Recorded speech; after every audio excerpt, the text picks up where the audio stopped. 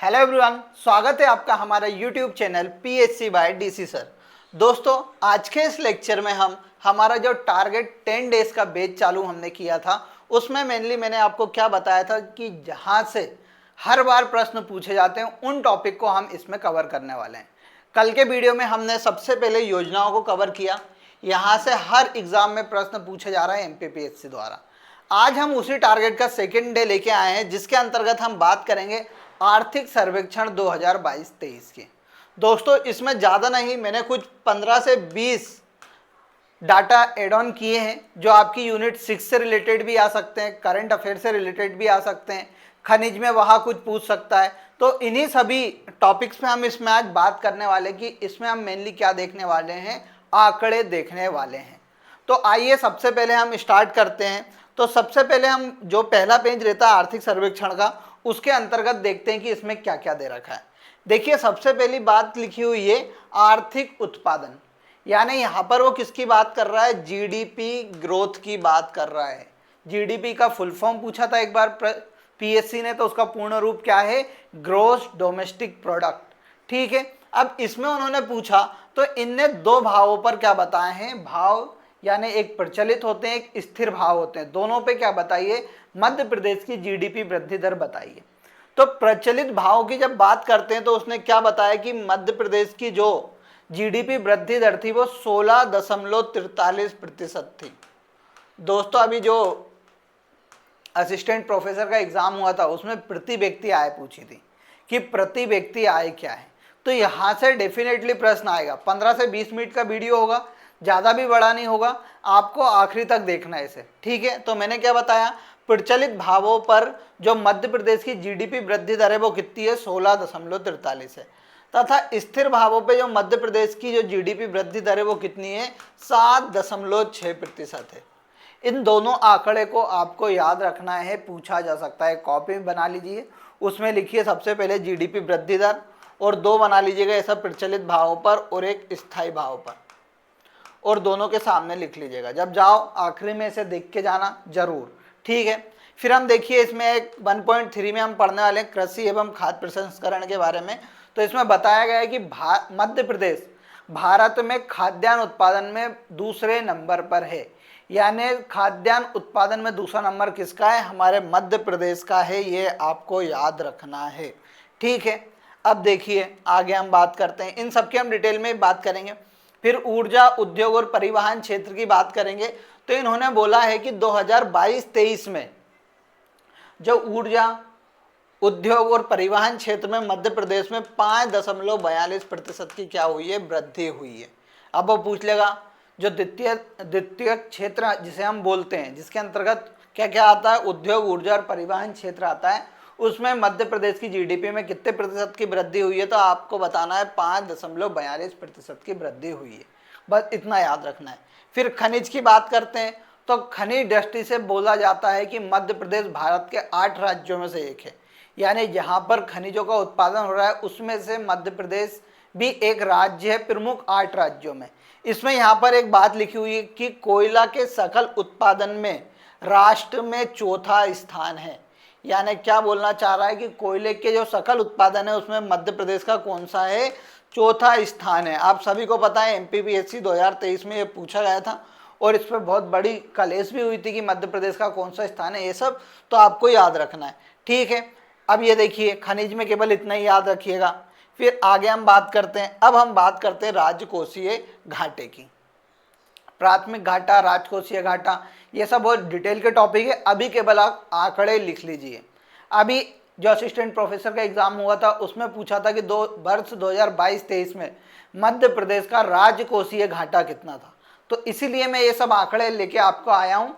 कभी आपको याद रह जाते हैं, कभी नहीं भी रहते हैं, तो आखिरी के टाइम में इसे पढ़ के जाइएगा, आपको जरूर याद रहेंगे। ठीक है, तो देखिए प्राथमिक घाटे की बात करते हैं तो परसेंटेज में नहीं दिया है तो अपन इसे छोड़ देते हैं। राजकोषीय घाटा देखते हैं 2022-23 में, तो मध्य प्रदेश का जो राजकोषीय घाटा है वो कितना, 4.56% है। लिख लो, पेपर में आएगा, मध्य प्रदेश का राजकोषीय घाटा कितना है, 4.56% है। फिर दूसरा आएगा राजस्व घाटा। राजस्व घाटा की बात करेंगे तो मध्य प्रदेश का जो राजस्व घाटा है वो कितना है, 0.32% है। सब लिख के रखिएगा, ये पूछा हुआ है असिस्टेंट प्रोफेसर में कि राजकोषीय घाटा मध्य प्रदेश का कितना था। ठीक है, तो ये दोनों आपको याद रखना है कि मध्य प्रदेश का जो राजकोषीय घाटा है वो 4 दशमलव कितना है, 56% है, और राजस्व घाटा कितना है, 0.32% है। इन दोनों आंकड़े को जरूर याद रखिएगा, पेपर में पूछा जा सकता है। अब आगे देखते हैं, आगे बात करते हैं। तो अब आगे बात आएगी कि सर प्रति व्यक्ति आय की हमें बताइए, क्योंकि प्रति व्यक्ति आय पे भी ये यहाँ पर अभी जो असिस्टेंट प्रोफेसर हुआ उसमें पूछा गया है, और पहले एमपीपीएससी ने 4-5 बार पूछ चुका है। तो देखिए यहां पर हमें 2 बात याद रखनी, एक है प्रचलित भाव पर और एक है स्थिर भावों पर। ये दोनों पॉइंट आप याद रख लेगा। प्रचलित यानी जो वर्तमान में चल रही है, स्थायी यानी जो पहले से एक ईयर फिक्स कर रखा है, उस ईयर के हिसाब से बात कर रहा है। तो प्रचलित भावों पे जब हम मध्य प्रदेश के प्रति व्यक्ति आय देखते हैं तो हमें 1,40,583 रुपये देखने को मिलती है। कितनी? प्रचलित भावों पर 1,40,583 रुपये हमें देखने को मिलती है। भाई हम स्थिर भावों पे बात करते हैं तो मध्य प्रदेश की जो प्रति व्यक्ति आय है वो 65,023 रुपये है। कितना? 65,023 रुपये हमारी स्थायी भावों पर मध्य प्रदेश के प्रति व्यक्ति आय है।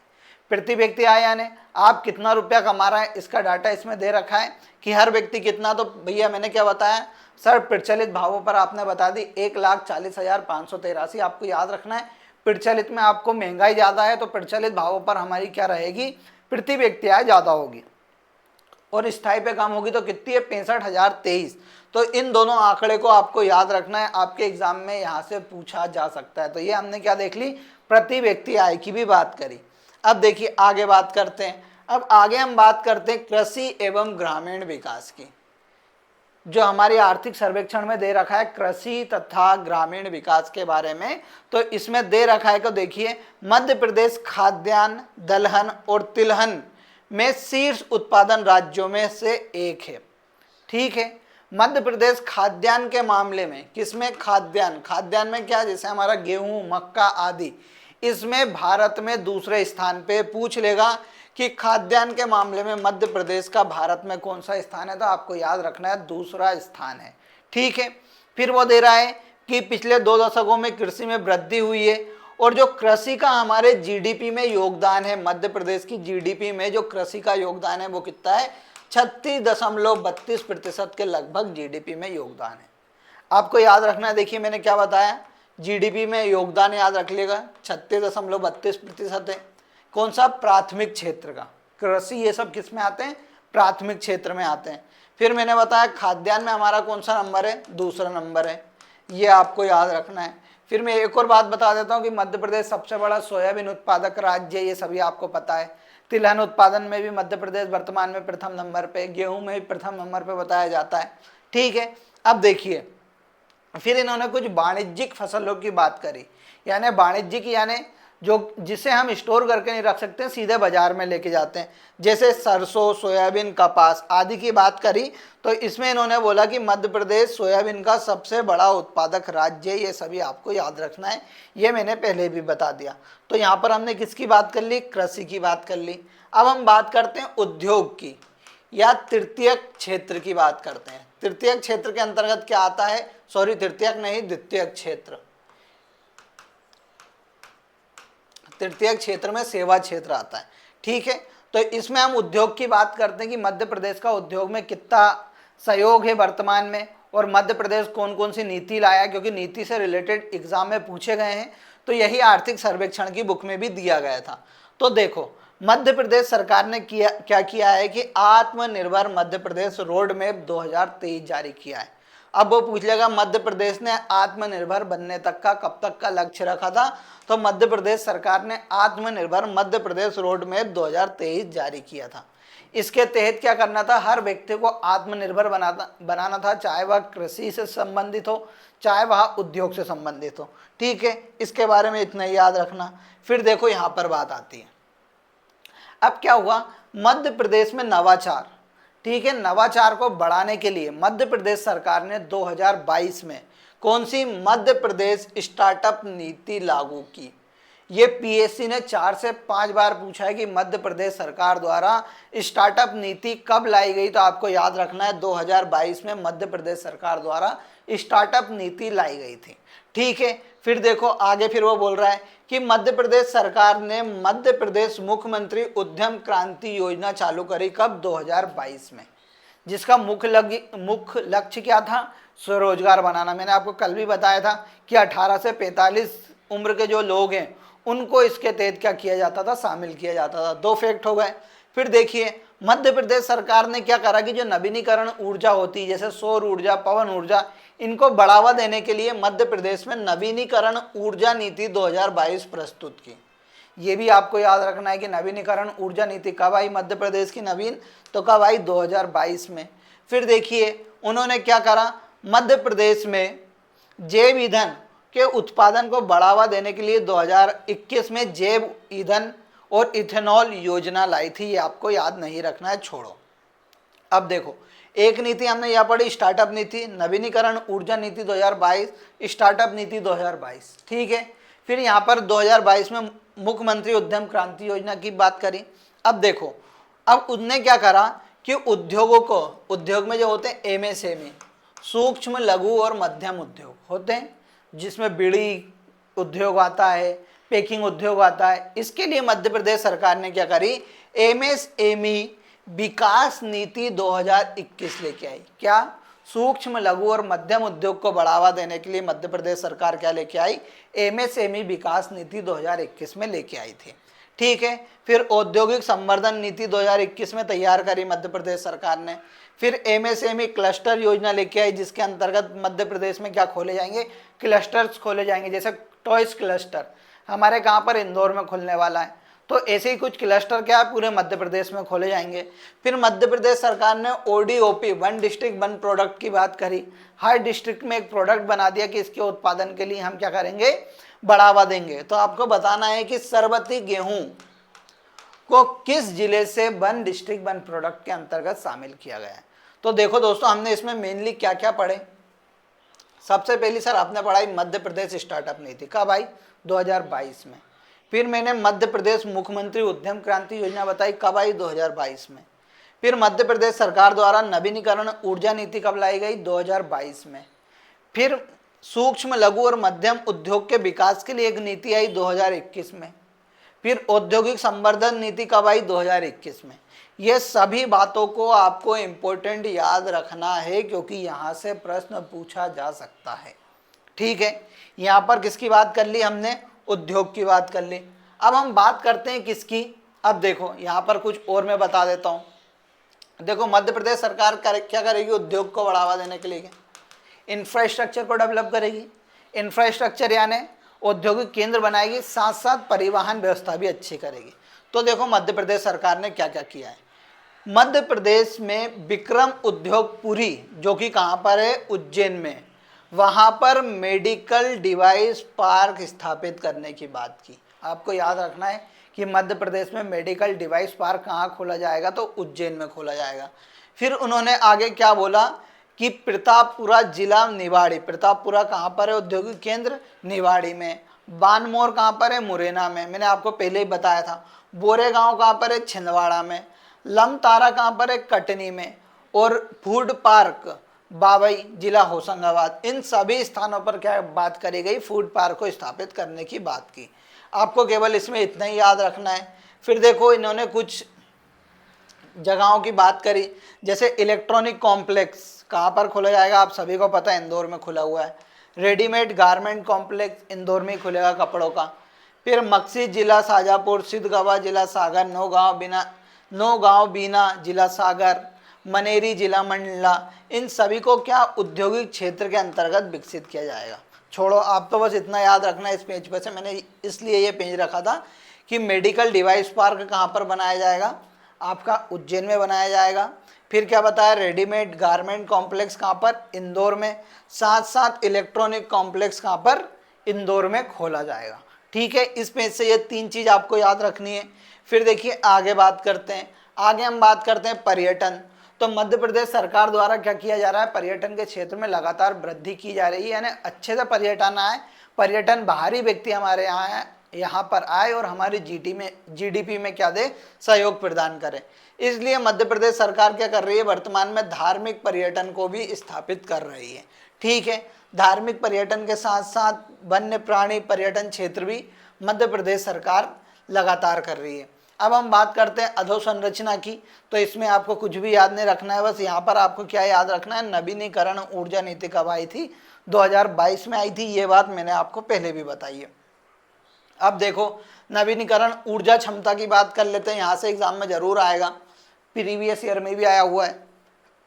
तो देखो सबसे पहले आपको याद रखना है नवीनीकरण ऊर्जा नीति कब आई है, 2022 में आई है। अब उसके तहत ये क्या बता रहा है कि नवीनीकरण ऊर्जा आपूर्ति में के मामले में मध्य प्रदेश 8वें स्थान पर है।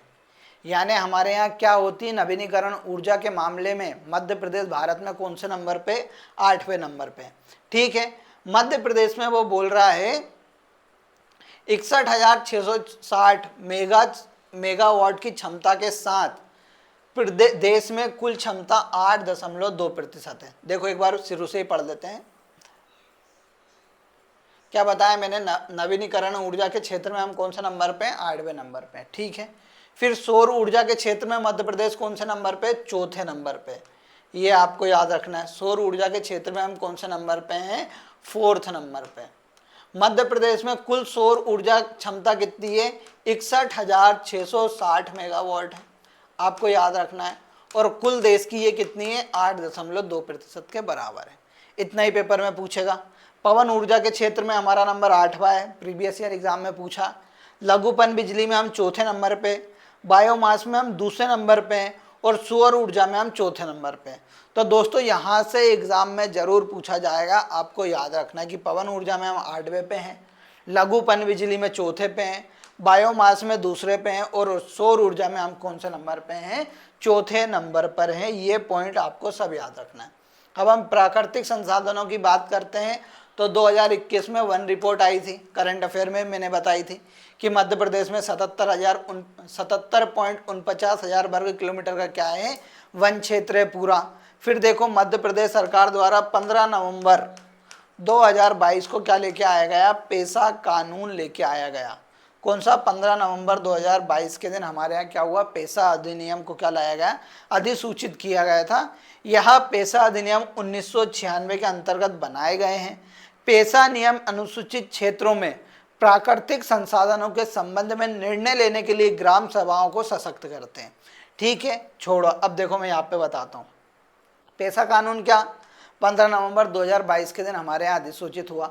उसमें क्या है कि जैसे देखिए आदिवासी लोग हैं, उनका प्राकृतिक संसाधनों पर क्या बताया जाता है, हक बताया जाता है। तो उन्हीं हक के लिए वो पावर किसको दी गई है, ग्राम पंचायतों को वर्तमान में दी गई है पेसा कानून के तहत। बस आपको इतना याद रखना है, पेसा कानून हमारे यहाँ कब आया है, 2022 में आया है, 15 नवंबर के दिन। ठीक है, 15 नवंबर 2022 की 2023 की 2022 में आया है। ठीक है, अब देखिए बांस मिशन, बांस क्षेत्र को बढ़ावा देने के लिए मध्य प्रदेश सरकार ने 2013 में क्या लेके आई है, मध्य प्रदेश राज्य बांस मिशन लेके आई है। ये हमने जब हमारा क्या वन पढ़ा था उसमें मैंने आपको पढ़ाया था।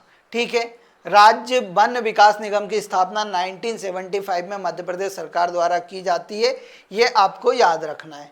ठीक है, फिर देखिए रामसर साइट की बात करते हैं तो मध्य प्रदेश में वर्तमान में 4 रामसर साइट हैं, 3 अभी जोड़ी गई थी। पहली थी राजा भोज 2002 में, फिर उसके बाद सिरपुर तालाब जोड़ा, फिर यशवंत सागर को जोड़ा, और शिवपुरी के एक और को किसको जोड़ा था, उसका आपको कमेंट बॉक्स में उत्तर देना है। कौन सा जोड़ा हुआ है, शिवपुरी का। तो देखिए मध्य प्रदेश में 4 क्या है रामसर साइट है, मैं आपको बता देता हूँ। एक शिवपुरी में कौन सी है, सांख्य सागर झील। इंदौर में 2 है, सिरपुर तालाब और यशवंत सागर, और एक भोपाल में कौन सी है, भोजताल।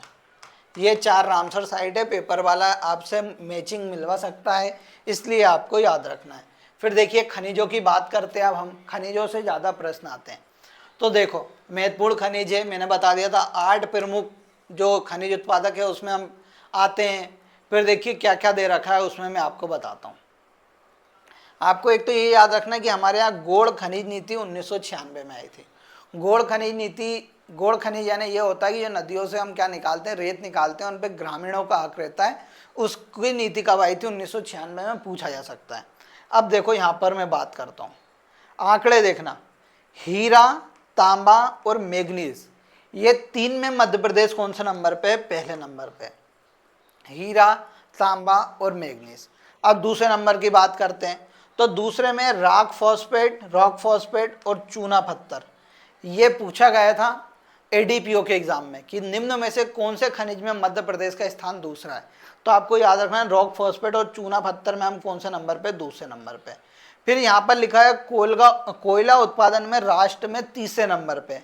क्या लिखा है? कोयला उत्पादन में तीसरे पे, पर सकल उत्पादन की जब बात करेंगे तो मध्य प्रदेश कौन से नंबर पे आएगा? चौथे नंबर पे आएगा। ठीक, फिर वो बता रहा है कि हम लोहा में 5वें नंबर पे, पूछा हुआ है प्रीवियस ईयर में, और बॉक्साइट में हम 6ठे नंबर पे। तो ठीक है दोस्तों, यहाँ से आपको याद क्या रखना है कि मध्य प्रदेश के खनिज उत्पादन की बात करते हैं तो मध्य प्रदेश 3 खनिजों में प्रथम स्थान पे। कौन कौन से? हीरा, मैग्नीज और तांबा। दूसरे में हम रॉक फॉस्फेट और चूना पत्थर। फिर तीसरे पे कोयला, पर सकल उत्पादन में चौथा। 5वें पे वो बात करेगा तो 5वें में आप क्या बताएंगे? लोहा अयस्क में हम कौन सा नंबर पे? 5वें पे। और 6ठे नंबर पे कौन से हैं? बॉक्साइट के उत्पादन में। तो पूछ सकता है मध्य प्रदेश लोहा अयस्क के उत्पादन में कौन से स्थान पे है? तो आपको याद रखना है लोहा अयस्क में हम 5वें स्थान पे हैं। अब देखिए, अनुसूचित जनजाति के कल्याण के लिए मध्य प्रदेश सरकार ने क्या किया? मैंने आपको बताया कि अनुसूचित जाति क्षेत्रों में उन्होंने पेशा कानून लागू किया। क्या किया? पेशा कानून लागू करा 2022 में। ठीक है, 15 नवंबर 2022 के दिन इसको क्या किया गया था? अधिसूचित किया गया था। अब देखो कुछ फैक्ट देखिए, 15 नवंबर के दिन, 15 नवंबर की बात कर रहे हैं, भगवान बिरसा मुंडा के जन्म के सम्मान में जनजाति गौरव दिवस मनाने की बात कही गई और मनाया जाता है। 15 नवंबर को दिन भगवान बिरसा मुंडा के जन्म के सम्मान में जनजाति गौरव दिवस बनाया जाता है, आपको याद रखना है। फिर देखिए, एक डेट आती है 4 दिसंबर, तो 4 दिसंबर के दिन बलिदान दिवस मनाया जाता है। और बलिदान दिवस किसके जन्म के अवसर पर बनाया जाता है? तांत्या मामा के जन्म के अवसर पर क्या बनाया जाता है? हमारे यहाँ बलिदान दिवस मनाया जाता है, आपको याद रखना है। ठीक है, अब देखो, बलिदान दिवस के रूप में तांत्या मामा का हम 4 दिसंबर के दिन क्या बनाते हैं? बलिदान दिवस। अब वर्तमान में मध्य प्रदेश में 79, ठीक है, 79 जनजाति ब्लॉकों में क्या है? मेनली पेशा कानून लागू है, ये आपको याद रखना है। तो इस पेज पे मैंने 3 चीज़ बताई। पेशा कानून कब लागू हुआ? 2022 में। फिर मैंने बताया जनजाति गौरव दिवस हम कब बनाते हैं? 15 नवंबर के दिन, भगवान बिरसा मुंडा के जन्म दिवस पर। फिर बलिदान दिवस हम कब बनाते हैं? 4 दिसंबर के दिन, जो कि तांत्या मामा के सम्मान में मनाया जाता है। आप इतना याद रख लीजिए। अब देखिए, मध्य प्रदेश की कुछ अन्य पहले, जैसे देवनारायण योजना। देवनारायण योजना में क्या होता है कि जो जनजाति लोगों के मंदिर होते हैं उनके पुनरुत्थान की इसमें बात की जाती है। फिर देखिए और आगे क्या लिखा हुआ है। आहार अनुदान योजना मैंने कल बताई थी। 3 जनजाति कौन सी? बेगा, भारिया और सेहरिया जनजाति के लिए आहार अनुदान योजना। यह क्या है? वित्तीय, इसमें आहार जाके नहीं देते, इसमें क्या देते हैं? राशि डालते हैं अकाउंट के उसमें। फिर देखिए क्या किया गया, सिंगापुर सरकार की सहभागिता से संत रविदास ग्लोबल स्किल पार्क, ये भोपाल में खोला गया है। क्या नाम है? संत Ravidas global skill park Bhopal में खुला है। किस देश की सहायता से? सिंगापुर देश की सहायता से। एमपीपीएससी के एग्जाम में पूछा गया था, कल मैं प्रीवियस ईयर के देख रहा था, उसमें था कि ग्लोबल स्किल पार्क है जो भोपाल का संत रविदास के नाम पे, वह किस देश के सहयोग से बनाया गया था? तो आपको याद रखना है सिंगापुर देश के सहयोग से बनाया गया था। तो ये हमने अनुसूचित कल्याण की भी बात करी। अब हम देख लेते हैं विज्ञान प्रौद्योगिकी एवं नवाचार नीति 2022 में लेके आई है मध्य प्रदेश सरकार। अब ये पॉइंट सर आपने क्यों ऐड किया है? क्योंकि हमारी 9th यूनिट किससे संबंधित है? साइंस एंड टेक से संबंधित है। तो उसमें पूछ लेगा कि मध्य प्रदेश सरकार द्वारा विज्ञान प्रौद्योगिकी एवं नवाचार नीति कब लाई गई है? तो आपको याद रखना है 2022 में मध्य प्रदेश सरकार द्वारा यह नीति लाई गई थी। अब देखो नीति क्यों लाई जाती है? अनुसंधान को बढ़ावा देने के लिए, विज्ञान को लोकप्रिय बनाने के लिए, डाटा का सदुपयोग करने के लिए, ये सब इसके क्षेत्र हैं, पर हमें याद नहीं रखना है। अब देखो, भारत अंतर्राष्ट्रीय विज्ञान महोत्सव करेंट अफेयर का टॉपिक है, पूछ सकता है कि 2023 में भारत अंतर्राष्ट्रीय विज्ञान महोत्सव का आयोजन किस राज्य में किया गया? तो 21 से लेकर 24 जनवरी 2023 में 8वां भारत अंतर्राष्ट्रीय विज्ञान महोत्सव की मेजबानी पहली बार किसने करी? मध्य प्रदेश ने करी। ठीक है, पहली बार हुई है, पूछ सकता है, इसलिए मैंने आपको बता दिया। अब आगे देख लेते हैं। तो दोस्तों देखो, यहाँ पर मैंने आपको क्या बता दिया कि हम कब 8वीं भारत अंतर्राष्ट्रीय विज्ञान महोत्सव हमने कब मेजबानी करी? 2023 में मेजबानी करी। तो यह कुछ बिंदु थे जो हमारे आर्थिक सर्वेक्षण से, आप पूरा तो पढ़ नहीं सकते, अब योजनाएं मैंने कल बता दी थी, अब आर्थिक सर्वेक्षण में मैं उन्हें ऐड करता तो यह वीडियो लंबा बन जाता। तो आज के इस लेक्चर में हमने आर्थिक सर्वेक्षण से कुछ महत्वपूर्ण बिंदुओं की बात करी। इनको आपको जरूर लिख के रखना है और अपने पेपर में जाने से पहले एक बार इसे देख के जाना है। ठीक है, कल मैं नया टॉपिक लेके आऊँगा जहाँ से हर बार एग्जाम में पूछे जाते हैं। मिलते हैं अगले लेक्चर में। धन्यवाद।